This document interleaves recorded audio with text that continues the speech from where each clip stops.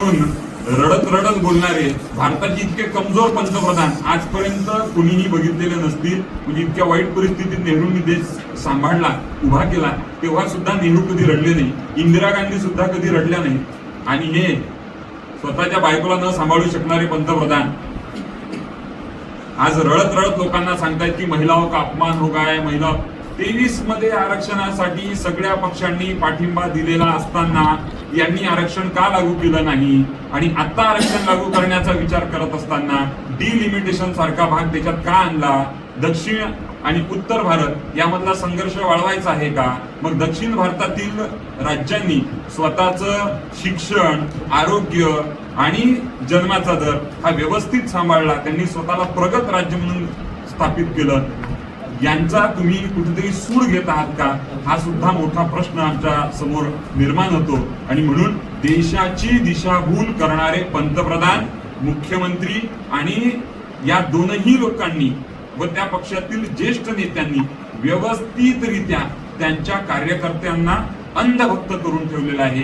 त्यांच्यावर विश्वास ठेवणाऱ्या लोकांना सुद्धा फसवलेलं आहे. म्हणून जनतेची फसवणूक दूर करण्यासाठीचा हा खऱ्या अर्थानं पत्रकार परिषद आम्ही घेतो आहे. आणि ओपन डिबेटचं आव्हान आम्ही यांना करतोय.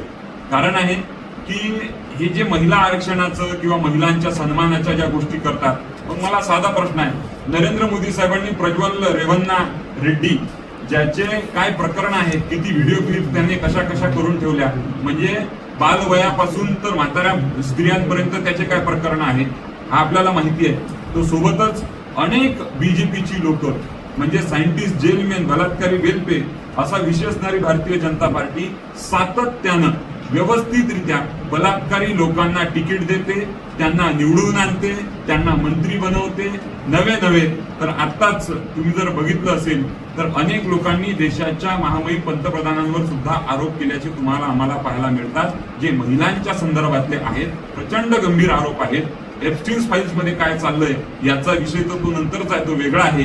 म्हणजे महिलाच्या अनुषंगानं जो विचार करतायत, महिलाच्या अनुषंगाने जे बोलतायत ते किती गंभीर आहे. म्हणजे जे स्वतः महिलांचा कधीच आदर न करणारे लोक महिलांच्या आदराच्या संदर्भानं बोलून राहिले. म्हणजे बस स्टँडवरती एखाद्या महिलेचं मंगळसूत्र चोरायचं आणि ते चोरल्यानंतर तिला घरी जाण्यासाठी 100 रुपये द्यायचा आणि त्या महिलेच्या मनात एक चांगली भावना निर्माण करायची, काय चांगला माणूस आहे बाबा, या माणसानं मंगळसूत्र गेला आपलं, आपल्याला घरी जाण्यासाठी 100 रुपये दिले.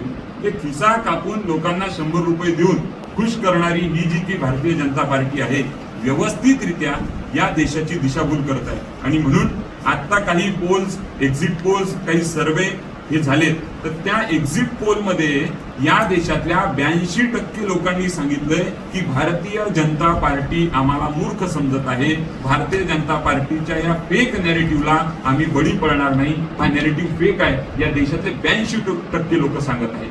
आणि म्हणून आम्हाला असं वाटते की फडणवीस साहेब असतील, आपले नरेंद्र मोदी साहेब असतील किंवा इतरही जो झुटो के सरदार जो कुछ भी है, त्या सगळ्यांना आमचं ओपन चॅलेंज आहे की तुम्ही सांगाल ती वेळ, तुम्ही सांगाल ते ठिकाण, तुम्ही सांगाल ती भाषा, तुमच्या ठिकाणी आम्ही पोहोचायला तयार आहे.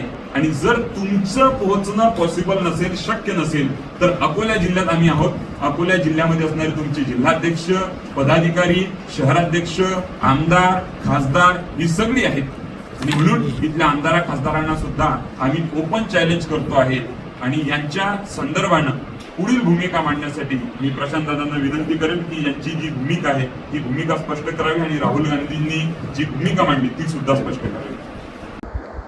2 दिवसापूर्वी महाराष्ट्र राज्याचे मुख्यमंत्री देवेंद्र फडणवीस यांनी पत्रकार परिषदेमध्ये असं म्हटलं की काँग्रेस आणि काँग्रेसच्या सोबत असणारे इतर पक्ष यांना आम्ही महिला आरक्षण या मुद्द्यावरती डिबेट करण्यासाठी ओपन आव्हान करतो आहे, ओपन चॅलेंज करतो आहे. हे चॅलेंज स्वीकारण्यासाठीची आज आम्ही पत्रकार परिषद घेतली.